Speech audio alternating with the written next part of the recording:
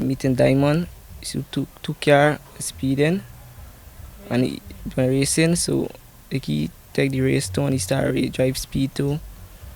I was in front seat, so you got to overtake a Burgundy 212. As he overtaking, he don't pass, but he try to trip in and he knocked the front of the 212.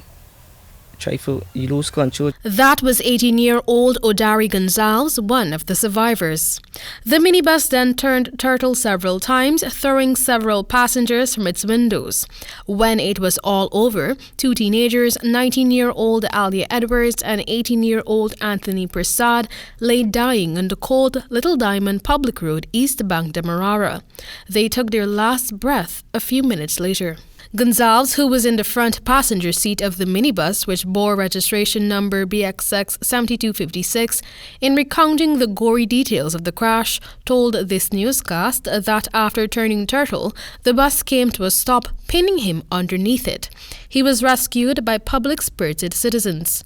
He related that moments before the collision, the driver was seen mixing and sipping alcohol. He then allegedly took the decision to begin racing two other vehicles and eventually lost control. He was drinking everything. I didn't even know you saw it, but he was drinking a lot because he mixed everything and he drank everything. Looking at the many injuries suffered by her son, Devika Gonsalves burst into tears during the interview with this newscast as she expressed that she could have been preparing to bury her child. Devika Gonsalves alleged that her son and some of the other victims of the accident were forced to walk to the Diamond Diagnostic Center for medical treatment. The pastor's son and another friend saw him and said, "Oh, y'all, this man I need the boss, this man I need the boss." And they come and lift up the boss and take him out. And that's how we come out, and they had to walk from there to the hospital. There was no rescue. Everybody just videoing the scene. Two brothers, 23-year-old Jessie Wishart and 20-year-old Joel Wishart, also survived the deadly Sunday evening crash. The duo related that earlier in the day they had visited a nearby creek, then the seawalls had made a stop at Monrepo on the east coast and were headed home when the accident occurred. A question was put forward to them: why didn't anyone ask the driver to slow down? According to the Wisharts, several pleas were made to Kevon Moore, the driver. While we were heading to Monrepo, we see the driver start picking up pace. We asked him to slow down a little. He said he's a driver, he knows what he's doing. So we allowed him. And when we was coming down now back to the East Bank, while coming down on the double lane, he was speeding and we asked him to slow down.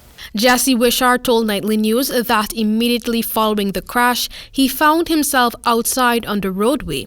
He frantically searched for his baby brother. I saw Joe was inside the bus there, so I pulled him out, and then I pulled him to off of the road, and I put him into the grass, slide down, and then he didn't respond when he called his name, so I had to slap you up a little. After that, despite the immense pain, the older Wishart rushed to the aid of two other men that were pinned under the bus. With the help of other persons, they managed to lift the bus off the teens. This is Jessie Wishart's message to drivers. Stop speeding.